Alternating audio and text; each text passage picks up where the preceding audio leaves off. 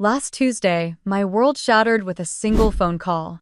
My husband Mark was gone just like that. A heart attack at 40 while I was packing our daughter Ava's lunch for school. I called my parents sobbing so hard I could barely breathe, but my mother just sighed and said, "We're celebrating Jessica's birthday right now, can this wait until tomorrow?" I never imagined that in the darkest moment of my life, my family would abandon me. But what they did next was even worse. My name is Emily Carter. I'm 37 years old, and now I'm a widow left alone with my 8-year-old daughter holding each other as our world fell apart. If you've ever felt betrayed by the people who should have protected you, let me know where you're watching from, and subscribe to join others who understand this pain. When I called my mother sobbing that my husband had just died, she said, "Honey, today is Jessica's 40th birthday. Can this wait until tomorrow?" I sat on the kitchen floor, the phone still pressed against my ear, staring at the crumbs from the breakfast I had made for Mark that morning. My body was shaking so hard I nearly dropped the phone, and I couldn't understand how the world could keep spinning when Mark's heart had stopped. Mark was only 40. He had kissed me that morning before leaving for the office downtown, promising he would be back early to take Ava to her soccer practice. His kiss had tasted like coffee and maple syrup, and his cologne still clung to the air in our kitchen. That morning felt like a different lifetime. I called my father next, hoping he would understand, but Richard's voice was muffled by the background noise of laughter and music. "Emily, your mom just told me. This is tough. But you know everyone's here for Jessica's party. We'll talk tomorrow, okay?" "Tomorrow," I whispered, but he had already hung up. I pressed my forehead to the cabinet, tears soaking my hair. I needed them. I needed someone to tell me what to do, to remind me to breathe, to tell me that somehow we would survive this. But they chose cake and balloons over holding my hand while I fell apart. I wiped my face with the back of my sleeve and stood up.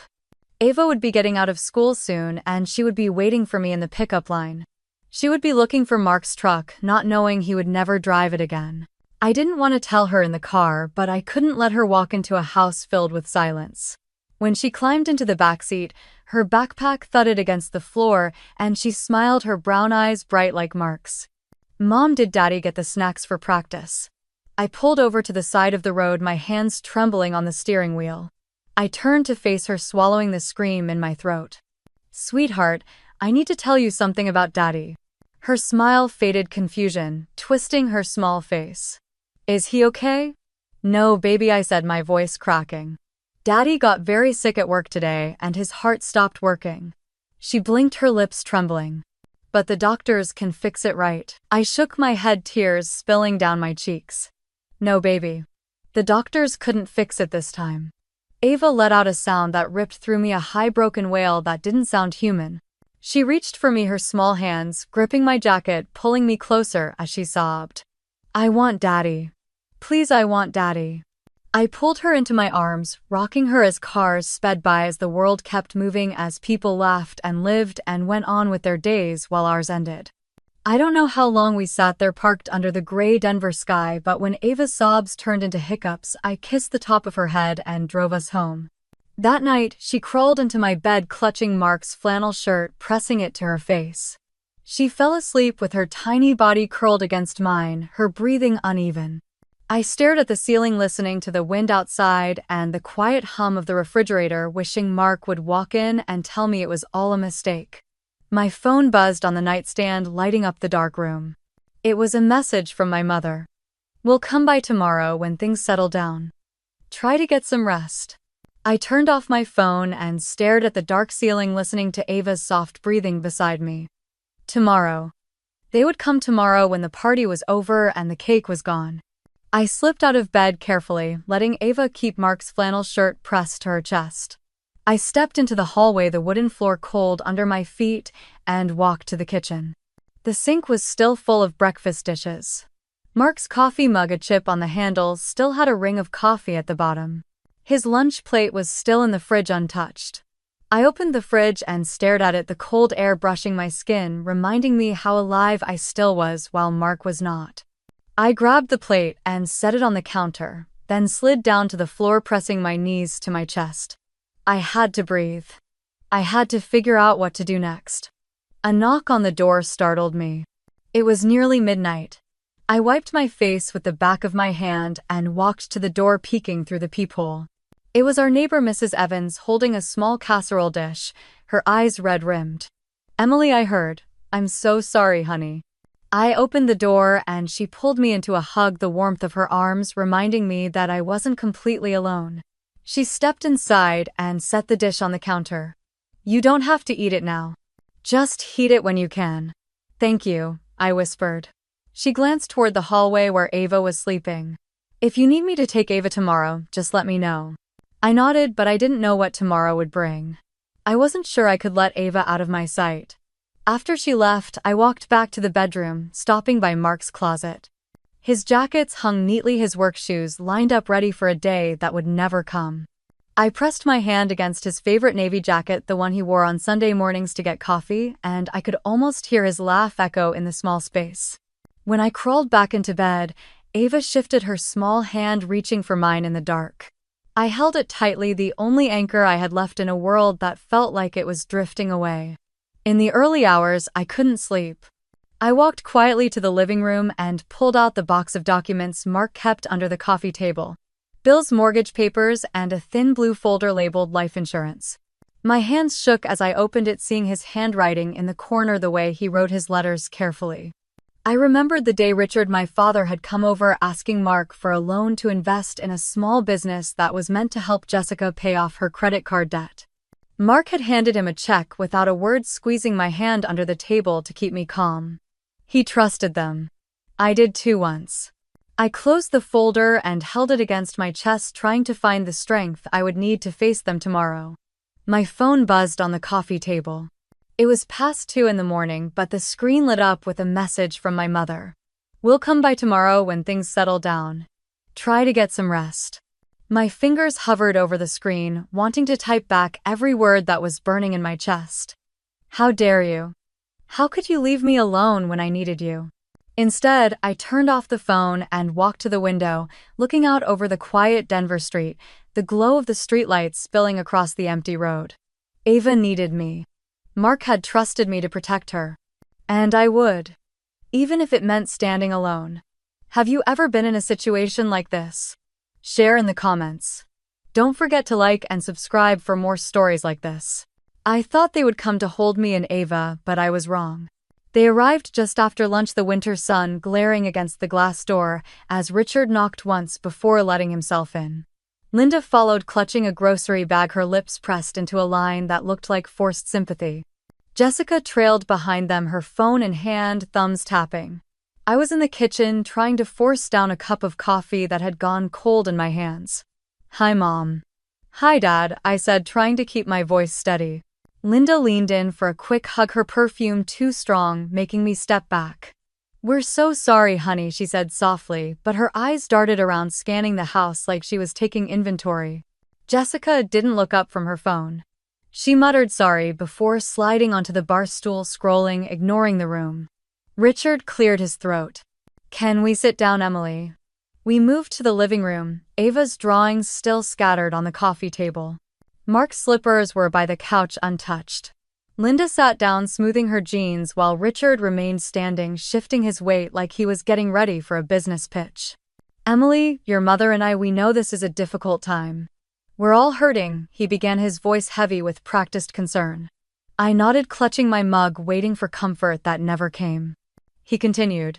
"But we need to talk about Mark's policies, about what he would have wanted for the family." My stomach dropped and I glanced at Jessica, who finally looked up, her eyes flat. "Dad," I whispered now. Richard sighed. "Mark promised he would help Jessica clear her credit card debts. It's only fair we talk about this now before everything gets tied up." Jessica's lips twitched, almost a smirk. "You know I've been drowning, Emily." Mark understood that. I set the mug down before it slipped from my shaking hands. "You think Mark would want me to give you his life insurance money?" I asked, my voice trembling. Richard raised a hand. "We're not asking for everything, honey. We think it's reasonable that 50% goes to us to help with family obligations and 15% to Jessica to clear her debts. It's only fair." "Fair." My voice cracked. Ava was upstairs hugging Mark's pillow while they sat here calculating numbers. Linda reached over patting my knee. Emily, we raised you. We supported you through college. We helped with your first car. This is about family taking care of family. I stood the room tilting slightly as anger pushed through the fog of grief. Mark died 3 days ago, I said, my voice low. And you're here for his money. Jessica rolled her eyes. You think you're the only one hurting. I can't pay rent next month, Emily. Richard stepped closer, lowering his voice. Think about what Mark would have wanted. Think about what's fair for everyone. I looked at my father, the man who had once carried me on his shoulders at the 4th of July parade, now demanding a cut of my husband's death. If you were me, what would you have done? Richard didn't answer. Jessica let out a sigh, checking her phone again. The silence was loud, pressing against my ears. Have you ever had your grief turned into a negotiation? Share in the comments. Don't forget to like and subscribe for more stories like this. I wanted to scream, but instead I forced myself to breathe. I walked to the kitchen, needing space, gripping the counter to steady myself. I heard their voices in the living room, low, annoyed whispers that made my skin crawl. I poured a glass of water, but my hand shook so hard the water splashed onto the floor. I let it drip, focusing on the cold tile under my bare feet. Jessica appeared in the doorway, arms crossed, eyes sharp. You know, Emily, it's not just about you and Ava. We're family, and you can't just hoard everything for yourself. I turned to her, the glass still in my hand. Mark died, Jess. He's gone. And you're standing in my kitchen calling me selfish. She rolled her eyes, pushing her dark hair over her shoulder. You always act like you're better than me. Mark was going to help, and now you have all that money. It's not fair. Fair, I repeated the word, tasting bitter. She glanced around the kitchen, her gaze pausing on Mark's coffee mug still by the sink. You think that money will bring him back? I set the glass down before I dropped it. No, I said quietly. But it's not yours. She scoffed and walked back to the living room. I followed, my heart pounding so loud it hurt. Richard and Linda were standing, their coats already back on, as if they couldn't wait to leave. We'll let you think about it, Richard said, his tone cold. But don't take too long. It's what Mark would have wanted. They left without another word, Jessica slamming the door behind her hard enough to rattle the windows. I stood there, the quiet swallowing the house, the echo of their demands sticking to the walls. That night, I sat on the edge of my bed while Ava slept, curled under Mark's flannel. I opened my laptop, staring at the screen, searching for answers. I found Mark's lawyer, Thomas Green, and sent him an email asking if they had any right to what they were demanding. Within an hour, my phone rang. Emily, Thomas said, his voice calm, measured. I am so sorry for your loss. And no, they have no legal right to a single cent of Mark's life insurance. It's yours and Ava's. You don't have to give them anything. I closed my eyes, a breath I didn't know I was holding leaving my chest. Thank you, I whispered. Emily, protect yourself and your daughter. If they keep pushing, let me know. I ended the call and set my phone down. I thought it would bring relief, but it didn't. It only made the betrayal sharper, clearer. I logged into Facebook to clear my mind, but the first post I saw made my blood run cold. Jessica had posted a photo of Mark and Ava from last Christmas smiling under the tree, and her caption read, "My sister got a huge payout while our family struggles, but I guess grief is easier when you're rich." I stared at the screen, unable to breathe, as notifications of likes and comments rolled in. Neighbors, old friends, people from church, all seeing her words, all forming opinions.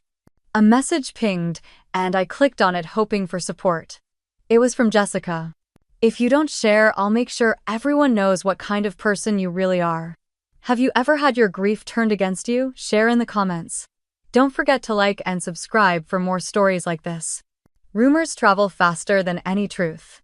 It started with a sideways glance from my neighbor Mrs. Klein as she pulled weeds from her yard. She waved, but her eyes lingered on me too long, filled with something sharp. At the grocery store, the cashier paused while scanning my milk, looking at me like she was seeing something new. I heard she's sitting on a gold mine now, she whispered to the bagger, thinking I couldn't hear. I carried the bags out, hands shaking, trying to ignore the burn of tears in my eyes. When I picked up Ava from school, she climbed into the backseat, slamming the door harder than usual. She wouldn't look at me, staring out the window, her arms crossed. "What's wrong, baby?" I asked. "Nothing," she muttered. I pulled over before leaving the school parking lot, turning around to face her. "Ava, please talk to me." She lifted her eyes, tears pooling. "Mason said you're rich now, that we don't need to talk to him because we're better than everyone." I felt the air leave my lungs. "That's not true," I said softly. "Is it true you have a lot of money now?" she asked, her voice small. I gripped the steering wheel, trying to find the right words. "Daddy made sure we would be okay, but that doesn't change who we are," I said. She looked away, wiping her cheek with the back of her hand. At work, it was no different. People who had barely said more than hello now hovered around my desk. Claire, my coworker, brought me coffee, smiling too brightly. "How are you holding up, Em?" she asked. "I'm okay," I lied, taking the coffee. She sat on the edge of my desk, lowering her voice. "People are talking, you know. About Mark's policy. About how you're set." I looked at her, heat rising in my chest. "Claire, who told you that?" She shifted, looking uncomfortable. "I think Jessica mentioned it on Facebook and, well, people see things." I clenched my jaw, nodding, and she patted my shoulder before walking away, leaving me alone with the buzzing in my ears. That night the phone rang just after 9. I almost didn't answer, but I was too tired to ignore it. A male voice, low and rough, filled my ear. "Good people don't hide money when their family needs help, Emily." I froze, my hand gripping the phone so hard my knuckles turned white. "Who is this?" I whispered. The line clicked dead, leaving nothing but my reflection in the dark window. "What would you have done if you were me?" I stood there holding the silent phone, feeling like the walls were closing in. I locked every door that night, checking them twice, my hands trembling. Ava was already asleep, her small frame curled under Mark's old Denver Broncos blanket, unaware of the whispers that were circling around us. The next morning, Richard showed up at my door without calling. I saw him through the window, standing on the porch in his heavy coat, shifting from foot to foot. I opened the door just enough to see him, the cold air rushing in. "Dad, what are you doing here?" His eyes darted behind me, scanning the living room before landing back on me. "Emily, we need to talk." "Let me in." I didn't move. "We can talk here." He sighed, his breath a cloud in the cold. "Your mother and I have been thinking. We need to sit down as a family and sort this out. It's not right for you to keep everything when Jessica is struggling, and we're getting older, you know." I gripped the door tighter, the wood digging into my palm. "I'm not talking about this now." Richard's face tightened, and he lowered his voice. "Don't be selfish, Emily. Mark would want you to help family." I felt something inside me snap. "Don't you dare use Mark's name like that," I hissed. He opened his mouth, but I shut the door before he could say another word, locking it, pressing my forehead against the cool wood. I heard his footsteps on the porch, then the sound of his car starting, fading down the street. That afternoon, I found Ava sitting on the couch, clutching a picture of Mark, tears slipping down her cheeks. "They said you're rich now, and that you don't care about anyone," she whispered. "Who said that, baby?" She shook her head, pressing her face into the picture. I sat beside her, pulling her into my arms, feeling her small body shake with quiet sobs. "It's not true, Ava," I said softly. "We care, we always care." She didn't answer, but she didn't pull away either. That night, after I tucked her in, I went into the closet, pulling down the box Mark kept on the top shelf. His handwriting was on a small white envelope, my name written in blue ink. My hands shook as I opened it, pulling out a single sheet of paper. "If you're reading this, it means I didn't make it home. Emily, you have to protect Ava. Don't let anyone take her future from her, no matter what they say." Tears blurred the words as I pressed the letter to my chest, sinking to the floor of the closet, surrounded by the smell of Mark's clothes. Have you ever felt alone when you needed family the most? Share in the comments. Don't forget to like and subscribe for more stories like this. They said it was a family meeting, but I knew it was a silent trial. Ava held my hand in the car, her small fingers cold, her eyes watching the houses pass by as we drove to my parents' home in Littleton. "Mom, do I have to go in?" she whispered. I squeezed her hand, forcing a calm I didn't feel. "It will be quick, honey. We'll be okay." Richard opened the door before I could knock, stepping aside with a stiff nod. The house smelled like old coffee and lemon cleaner, the air heavy. In the living room, Linda sat on the couch, Her lips pressed tight while Jessica wiped at tears that never fell. Aunts and uncles were there too, all of them quiet waiting. I saw the folding table in the center of the room, papers neatly stacked, a pen placed carefully on top. My stomach twisted. "Emily, have a seat," Richard said, his voice too smooth. I stayed standing, pulling Ava close, her hand gripping mine tighter. "We're here because we need to sort out family matters," he began, clearing his throat. Jessica sniffled, dabbing her eyes with a tissue, her makeup perfect. I lost my job, Emily. My landlord is threatening to evict me," she said, her voice trembling. I kept my eyes on her, saying nothing. Richard picked up a paper, tapping it against the table. "Your mother and I have been discussing what would be fair. Mark would want the family to be taken care of, Emily. We think it's reasonable that 50% of the payout goes to us and 15% to Jessica to help her get back on her feet." I felt the room tilt, the words echoing like a bad joke. "Are you serious?" I said, my voice low. Linda looked up, her eyes sharp. "Emily, we raised you. We gave you everything you needed. It's time you remember that family comes first." I took a step back, feeling Ava's small frame press against my leg. "Mark helped this family," I said, my voice shaking. "He paid your bills when Dad lost work. He gave Jessica money to clear her debts before, and you never paid it back." Richard's face darkened. "That was a gift, Emily, and don't you dare throw that in our faces now." Jessica sniffed louder, looking around for sympathy. "I'm drowning, Emily. You're living in that house, driving that car, sitting on all that money while I'm begging for help." I felt my jaw clench, my hands shaking as I held Ava's hand tighter. "You think this is what Mark would have wanted? For you to guilt his widow and daughter for money?" Richard slammed his hand on the table, making Ava jump. "We fed you, we clothed you. We gave you everything, and now you think you're too good to help your own family." I stood there, my heart pounding in my ears, as Ava's eyes filled with tears. I could feel everyone's eyes on me, waiting for me to break. Ava's fingers dug into my palm, grounding me as I tried to catch my breath. I looked around the room at people who claimed to love me. People who had chosen a birthday party over holding me the day Mark died. My voice was quiet, but it cut through the heavy air. "Mark died 3 weeks ago. And you are sitting here counting what you think you deserve from his death." Jessica let out a sharp sob, burying her face in her hands. "It's not like that, Emily," she cried, her voice shaking. "I have nothing left. My car is gone. I can't keep the lights on, and you get to keep everything." Linda stood, crossing her arms over her chest. "Your father is right. We did everything for you. Now it's your turn." I swallowed the anger that burned in my throat. "I didn't ask you to pay for my college. I worked 2 jobs to cover the difference when you fell short. Mark paid your mortgage when you were drowning. Dad, he didn't ask for it back." Richard's face turned red. "We are your family. This is not a request. You will give us what is fair." Ava flinched at his tone, pressing closer to my side. I crouched down, meeting her frightened eyes. "It's okay, honey," I whispered. "I've got you." She nodded, her bottom lip trembling as she reached into her small backpack. "Mom, can I give this to Grandpa?" I frowned, confused, but she held out a folded piece of paper. I stood, taking the paper from her, and looked at Richard. "Ava has something for you." His eyebrows raised, but he took it from my hand, opening it slowly. The room fell silent as his eyes moved across the page. It was a child's drawing, but Ava had written in careful, blocky letters, "Invoice for love and support."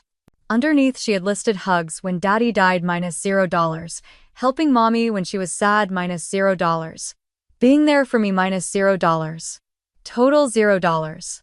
At the bottom, she had drawn a heart cracked down the middle. Jessica's breath caught a small gasp in the quiet room. Linda's eyes filled with tears, but she quickly wiped them away, looking away from me.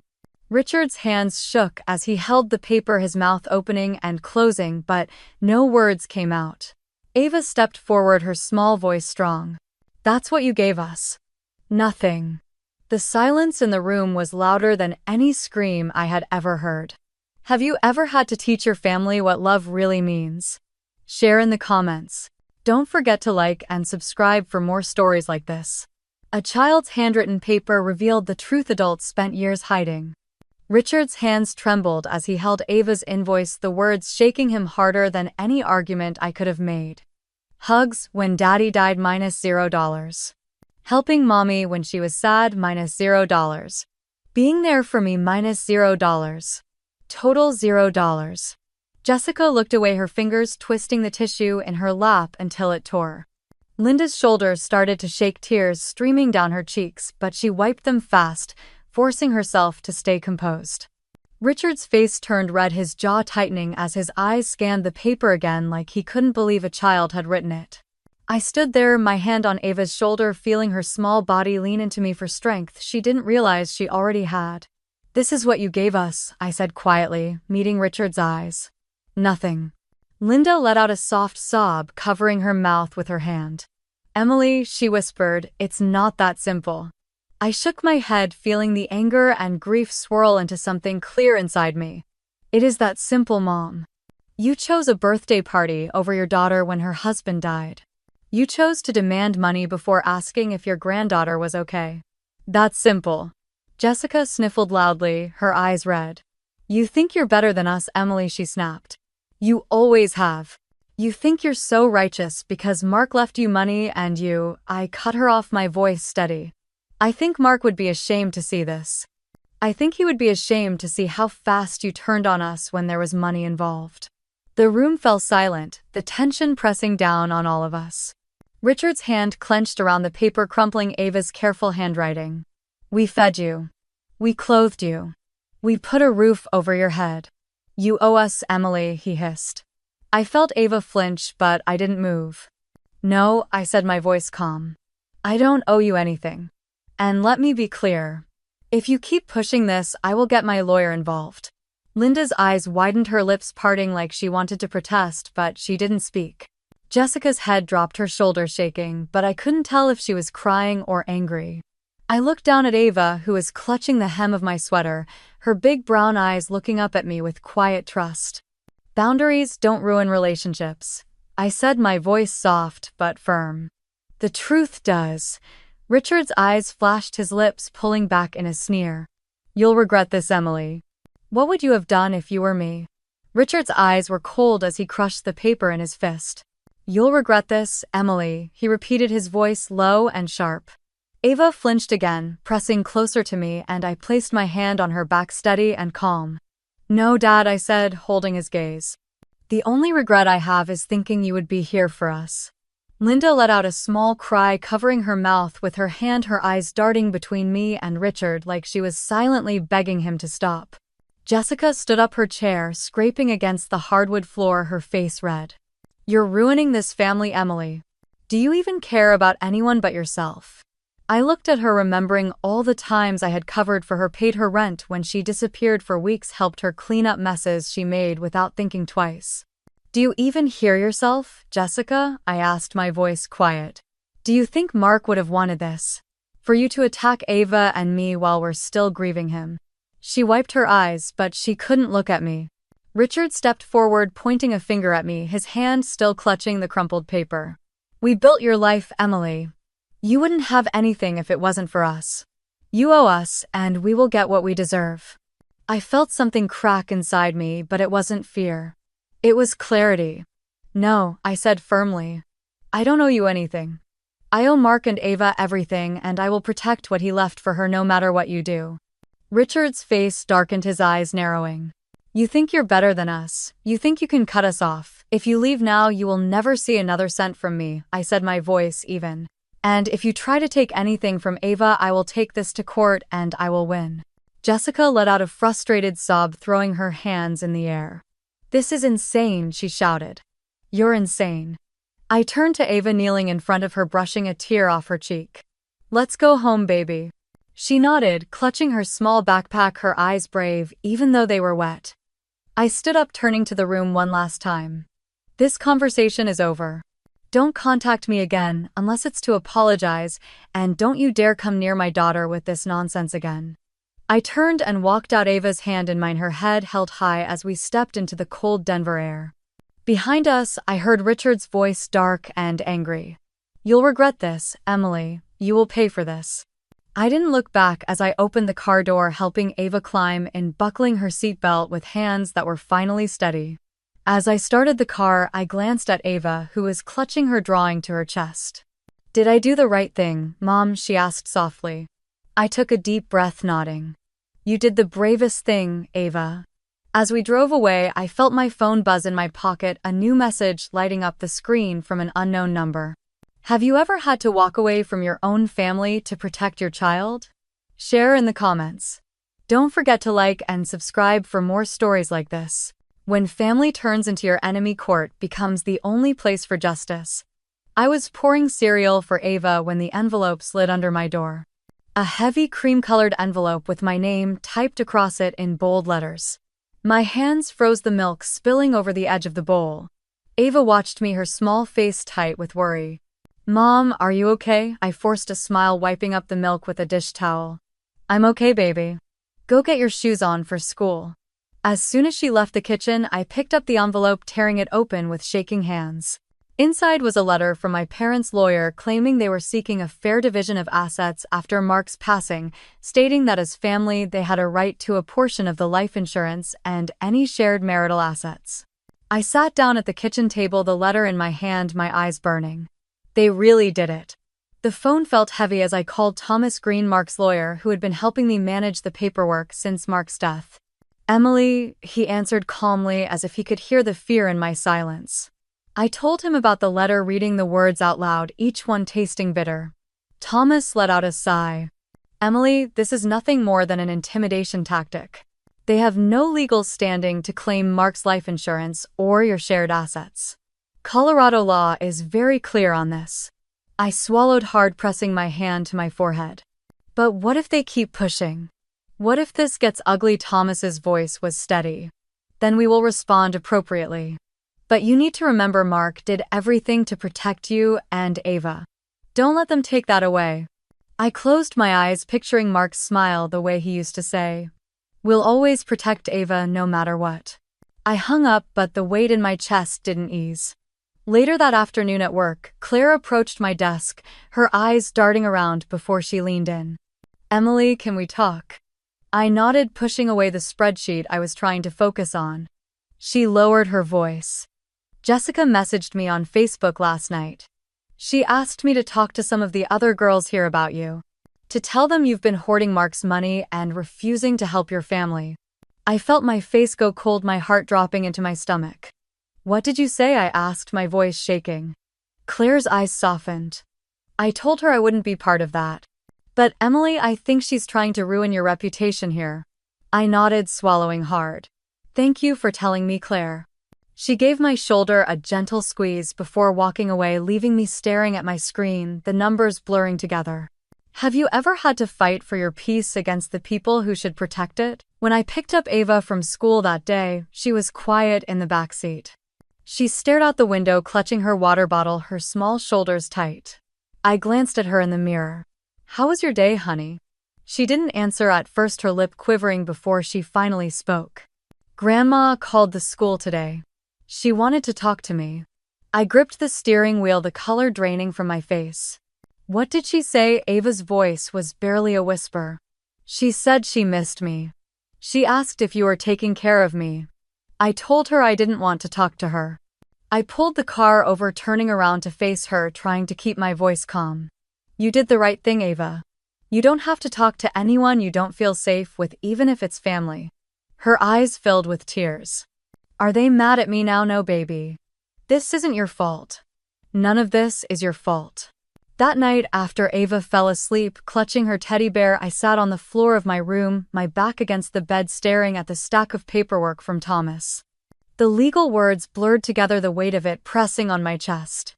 I remembered being 10 years old, standing in the kitchen while my parents argued about money. Richard's voice booming through the walls, Linda's quiet sobs. I remembered promising myself that when I grew up, I would never let money poison my family. Now here I was, fighting to keep the roof over my daughter's head from the people who should have been protecting her. My phone buzzed, lighting up with Thomas's name. I answered, my voice barely steady. "Thomas, is everything okay?" There was a pause, the sound of papers shuffling on his end. Emily, I wanted to call you before you saw this in the mail. We've received an official notice. Your parents and Jessica have filed a petition with the probate court demanding a division of Mark's estate. I closed my eyes, pressing my hand to my forehead, but you said they don't have any grounds. They don't, Thomas replied calmly. This is a scare tactic. It won't hold up, but it means we will have to go to court to dismiss it. I felt tears slip down my cheeks, anger mixing with exhaustion. Why are they doing this, Thomas? Why can't they just leave us alone? His voice softened. Because they see dollar signs, Emily. But you are not alone in this. Mark protected you and Ava. Now we will protect what he left for you. I wiped my face, taking a deep breath. What do we do now? We fight, Emily, he said firmly. We fight and we don't let them win. I ended the call, looking around the quiet room, the shadows stretching across the walls. The war I never wanted was here. Have you ever had to fight your own family to protect your child's future? Share in the comments. Don't forget to like and subscribe for more stories like this. This wasn't just a will reading. It was justice. I walked into Thomas's office holding Ava's hand, her small fingers warm in mine. The conference room smelled like old wood and coffee, the blinds letting in a thin strip of Denver sunlight. Richard, Linda, and Jessica were already seated, their eyes sharp, their faces tight. Jessica's mascara was smudged, her phone clutched in her hand like a lifeline. Thomas stood nodding to me before taking his seat at the head of the table. Thank you all for coming, he said, opening a thick file with Mark's name typed across the top. The air felt heavy pressing against my chest as I held Ava's hand tighter. Thomas cleared his throat, adjusting his glasses. Mark Carter's will is clear and legally binding. He established a trust fund for Ava Carter to be managed solely by Emily Carter until Ava reaches the age of 25. No one else has any legal claim to these funds. Jessica's head snapped up, her mouth opening, but no sound came out. Thomas continued, his voice calm and even. Additionally, Mark left a small cash gift of $5,000 to Jessica Carter. Jessica's eyes widened, hope flickering in them for a brief second. However, Thomas added, his eyes moving to meet hers, this gift is conditional. It will only be released if Jessica Carter withdraws any and all claims against Emily Carter regarding Mark's estate. The room fell silent, the ticking clock on the wall suddenly loud. Jessica's face crumbled, tears spilling down her cheeks as she looked at me. Emily, please, she whispered, her voice breaking. Just drop this. I need that money. I need it, please. I felt Ava's hand grip mine tighter, her small body pressing into my side. I shook my head slowly. No, Jessica. I will not pay for peace with Ava's future. Jessica let out a choked sob, covering her face with her hands, her shoulders shaking. Richard's jaw was tight, his hands gripping the edge of the table, while Linda's eyes filled with tears, her fingers twisting the tissue in her lap. Thomas closed the folder, looking around the table. This is Mark's final word on the matter. There will be no further discussion. Jessica's sobs echoed in the quiet room, each one sharp against the walls. I stood there, feeling the weight of every moment that brought us here. The begging, the threats, the guilt they tried to pour over me like concrete. I looked at Jessica, her mascara streaking down her face, her shoulders shaking. Please, Emily, she whispered again, her voice hoarse. I need this. I'm drowning. I took a slow breath, my heart steady, Ava's small hand still in mine. I know you think you're drowning, Jessica, but you chose to sink. Mark tried to help you before, and you threw it away. Her eyes widened, but she didn't deny it. Richard's voice cut through the tension, low and cold. This is not over, Emily. I turned to him, feeling something inside me harden. Yes, Dad, it is. You made this choice. You turned Mark's death into a payday. You tried to rip apart what little piece Ava and I had left. Linda's tears spilled over and she reached across the table, her hand trembling as it touched mine. We're still family. Emily, she whispered, her voice cracking. We're still family, aren't we? I pulled my hand back, gently shaking my head. Family doesn't do this, Mom. Linda's hand fell back into her lap, her face crumpling as she began to cry harder. Thomas stood, clearing his throat. I think we're done here. I nodded, gripping Ava's hand, turning to leave the room. As I reached the door, Linda's voice broke behind me. We're still family, Emily. We have to be. I paused, the words hanging heavy in the air, my hand on the door handle. Have you ever had to walk away from your family to protect your child's future? Share in the comments. Don't forget to like and subscribe for more stories like this. I turned back to look at Linda, her tears catching the light as they slid down her cheeks. She looked smaller than I remembered, her shoulders hunched, her hands wringing the damp tissue in her lap. Her eyes were pleading, the kind of look that used to break me when I was a child, when all I wanted was for her to pull me close and tell me everything would be okay. Ava pressed closer to my side, her eyes watching me carefully, her small hand tightening around mine. Mom, can we go now? She whispered, her voice barely louder than the ticking clock on the wall. I nodded, brushing a strand of hair from her forehead. In the silence, Jessica let out another sob, wiping her face with her sleeve, her breathing ragged. I didn't want this, Emily, she cried, her voice sharp with panic. I just wanted help. I just wanted someone to see me. I took a slow breath, steadying my voice as I looked at her.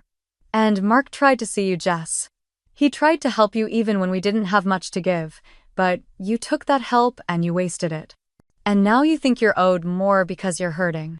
She shook her head, her hair falling across her face.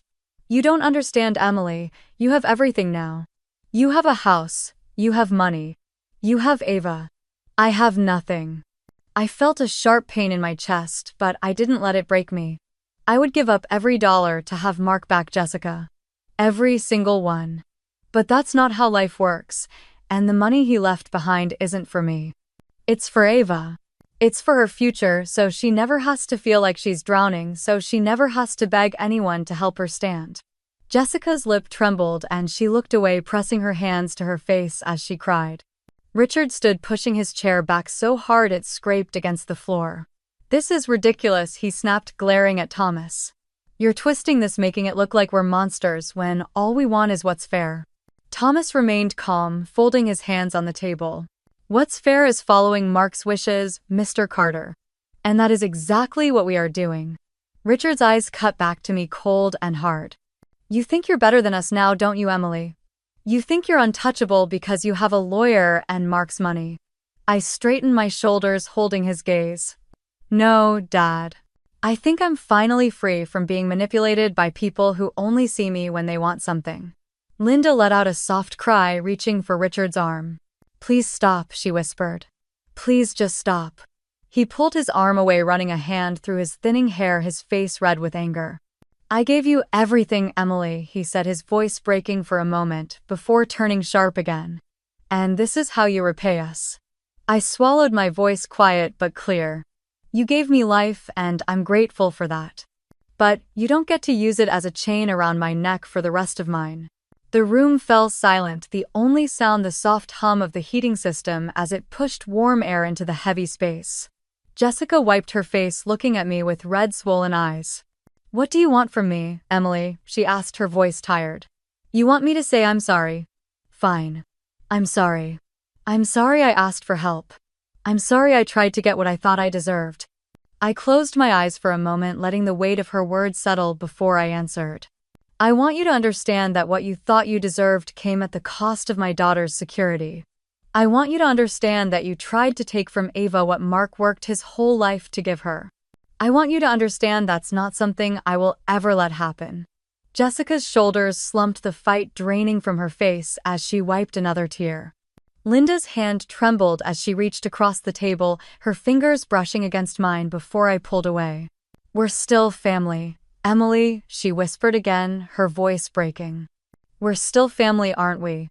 I looked at her, the woman who once tucked me into bed, the woman who once kissed my scraped knees, who now sat across from me, begging for something she could not name. Family doesn't threaten to take away a child's future, I said softly. Linda's shoulders shook as she began to sob quietly, her head dropping into her hands. Richard stood there silent now, his eyes dark as he stared at me, but he said nothing. I turned to Thomas, nodding once. We're done here.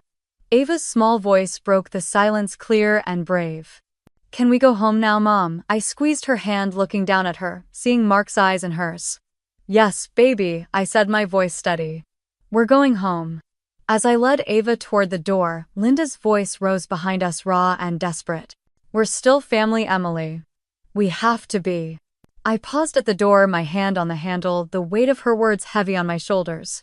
Have you ever had to stand your ground even when it meant standing alone? Share your story in the comments. Don't forget to like and subscribe for more stories like this.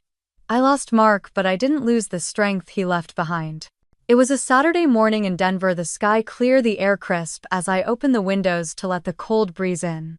Ava was in the living room, humming quietly as she colored, the soft sound of her pencils moving across the page filling the silence. I stood in our bedroom looking at the boxes stacked against the wall, boxes I had avoided for weeks. Mark's clothes, his books, his hiking boots still with a trace of Colorado mud on the soles. I pulled out his favorite flannel shirt, pressing it to my chest, letting the familiar scent of cedar and coffee fill the air around me. My eyes stung, but I blinked back the tears, taking a steady breath. It was time. One by one, I took his shirts and folded them carefully, placing them in a box I would keep, a box for Ava to have when she was older, when she would want to remember the father who loved her more than anything. I pulled down the picture frame from the top shelf, the photo of Mark and Ava from the pumpkin patch last fall, both of them smiling, Ava on his shoulders, her hands in the air as she laughed. I hung it on the living room wall above the couch in the center of the room where it belonged. Ava looked up, her eyes soft, a small smile on her lips. "Mom, Daddy would like that," she said. I nodded, brushing her hair back from her forehead. "I think so too, honey." The doorbell rang and my chest tightened for a moment before I opened the door. It was a delivery, a small envelope from Thomas. Inside was a final letter confirming the trust was secure, that Jessica had forfeited her conditional gift after refusing to drop her claims, leaving her with nothing more to take from us. I sat down at the kitchen table, the letter in my hands, the light from the window warming my shoulders. Jessica had called a few days earlier, her voice small, asking me to reconsider, to help her just one more time. I told her no. I told her I would not pay for her mistakes with my daughter's future. "If you were me, would you have done the same?" Ava climbed onto the couch, hugging her knees as she looked at the photo on the wall. "Mom, do you think Daddy can see us right now?" I sat beside her, pulling her close, letting her head rest on my shoulder. "I think he can, baby. And I think he's really proud of you." She looked up at me, her brown eyes so much like Mark's, filled with a softness that made my chest ache. "Is he proud of you too?" I blinked, swallowing the tightness in my throat before I answered. "I hope so, Ava. I'm trying to do what's right, even when it's hard." She nodded, her small hand finding mine. "I'm glad you're my mom." The words broke something in me, but it wasn't pain this time. It was a quiet warmth, a reminder that Mark's love hadn't disappeared when he did. It lived here in Ava's smile, in the way she still believed in kindness, in the way she trusted me to keep her safe. The phone buzzed on the counter, and I glanced at it, seeing Linda's name on the screen before I let it go to voicemail. I wasn't ready to hear another plea, another apology that wasn't really an apology. Linda had left a message the day before, her voice trembling. "Emily, please. We need to see Ava. We're still family." I sat in the kitchen that night, staring at the voicemail, replaying it once before deleting it. Not yet. Not until you understand what family really means. I turned off the phone and walked back to the living room, where Ava had fallen asleep on the couch, the soft rise and fall of her breathing filling the room with calm. I covered her with Mark's flannel, tucking it around her small body, pressing a kiss to her forehead. I stood there for a moment, looking around our home, the boxes half-packed, the photo of Mark and Ava now the centerpiece of our living room. This was our new beginning. And I would protect it no matter what. They thought taking Mark's money would break me, but they never understood what truly mattered. I woke up before the sun that morning, the Denver sky just beginning to blush pink at the edges. The house was quiet, the kind of quiet that used to ache, but now felt like a gentle promise that we were safe, just the two of us. I padded to the kitchen, the cold floor grounding me as I brewed a pot of coffee, letting the familiar scent fill the air. Mark always joked that coffee was the only thing that could drag me out of bed before 7. I poured a cup, holding it close to my chest, feeling the warmth sink into my hands as I stood by the window. The mountains were dark silhouettes against the soft glow of dawn, the world holding its breath before another day began. Behind me, I heard the soft shuffle of Ava's feet as she came into the kitchen, her hair still tangled from sleep, her favorite purple blanket wrapped around her shoulders. "Morning, Mom," she said, climbing onto her chair at the table. "Morning, baby," I replied, pressing a kiss to the top of her head before setting her breakfast down. She poked at her cereal for a moment before looking up at me, her brown eyes serious. "Mom, will you ever forgive Grandma?" The spoon slipped from my hand, clattering against the bowl, milk splashing onto the table. I stared at her, the question hanging in the air, sharp and sudden. Ava watched me, waiting, her small hands folded in her lap. I pulled in a breath, steadying the shake in my voice. "That's a big question, honey," I said, sitting across from her. "And I promise when you're ready, I will tell you everything you need to know. But for now, just know that I love you and I will always protect you." She nodded, her shoulders relaxing as she picked up her spoon again, the moment passing but leaving its mark on both of us. After I cleaned up the breakfast dishes, there was a knock at the door. I wiped my hands on a towel, peeking through the window to see Rachel standing there, a warm smile on her face, her briefcase in hand. Rachel had been my friend since college, one of the few people who had seen every version of me and stayed. She stepped inside, pulling me into a hug that smelled like cinnamon and fresh air. I made us both coffee and we sat at the kitchen table, the morning light pooling between us. "I've been thinking," Rachel said, tapping her nails against her coffee mug. "Mark's trust is strong, and Ava is secure. But I know Mark would want more than just financial safety for her. He'd want his legacy to live on." I tilted my head, studying her. "What do you mean?" She smiled softly. "What if we set up a small community scholarship in Mark's name? Use a portion of the interest from the trust to help kids who love math, kids who remind you of Ava, kids who remind you of him." My breath caught the idea, so beautiful it hurt. Mark would have loved that, I whispered, blinking back the sting in my eyes. "But is it safe for Ava?" Rachel reached across the table, squeezing my hand. "Mark prepared this so you and Ava would live, Emily. Not hide. This is your choice, but it would honor him and it would show Ava what legacy really means." I looked over at Ava, who was sitting on the floor with her colored pencils, drawing a picture of a mountain with a bright sun above it. "Okay," I said, my voice steady. "Let's do it." Rachel smiled, nodding, and for the first time in a long time I felt like I was moving forward, not just surviving. Have you ever taken a step to turn pain into something good? Share in the comments. Don't forget to like and subscribe for more stories like this. That afternoon, while Ava napped, I sat in the living room, letting the soft Denver breeze drift through the open window. I pulled out a small wooden box from the shelf, running my hand over the carved lid before opening it. Inside were photos of Mark and Ava, ticket stubs from baseball games, and a small birthday card Mark had given me last year. I picked up the card, reading his handwriting again, the words both comforting and sharp. "Promise me you'll protect her from anyone, even family, if you have to." I remembered the day he said it, on his last birthday. We had a small cake in the kitchen, Ava's hands covered in frosting as she insisted on helping him blow out the candles. Mark had pulled me aside, laughter still in his eyes, but his face turning serious. "Promise me, Em," he had said, glancing at Ava as she danced around the kitchen. "Promise me you'll protect her no matter what." At the time I had laughed, kissing him, telling him he was being dramatic. But now those words anchored me in every decision I made. The chime of my laptop pulled me back and I saw a new email notification. From Linda Carter, subject: "Please Emily. Please let us see Ava. We're still family, we miss her, I miss you. Love, Mom." I stared at the screen, my heart heavy, the memories of childhood birthdays, Sunday pancakes, and bedtime stories, tangled with the reality of courtrooms and threats. I opened a new email, letting my fingers hover over the keyboard before I began to type. "Mom. When your actions match your words and you respect Ava's safety and boundaries, we can talk. Family doesn't mean endless access, it means showing up with love and respect, not demands. We are not ready. Ava is not ready. Emily." I read it twice before hitting send, leaning back in my chair, letting out a breath I didn't realize I had been holding. Later that day, Ava and I packed a small bag and drove to the hiking trail Mark had loved. The trees were starting to turn gold, leaves crunching under our boots as we walked along the trail. Ava reached up, taking my hand as we walked, her small fingers warm and steady. Mom, are we really okay now? I stopped kneeling in front of her so we were eye to eye, the autumn air crisp around us. We're more than okay, Ava. We're free, and Daddy would be so proud of you. She smiled, the kind of smile that lights up her entire face, and she wrapped her arms around my neck, hugging me tight. I closed my eyes, holding her, letting the peace of the moment wash over us. When we got home, Ava helped me hang a small plaque by the front door, the words etched in simple letters. This home is built on love, not fear. She looked up at me, her eyes bright. Is this for Daddy?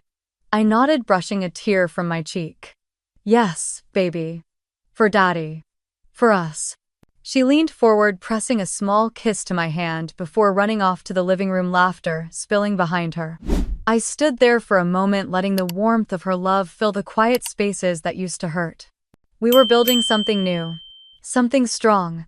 Something no one could take from us.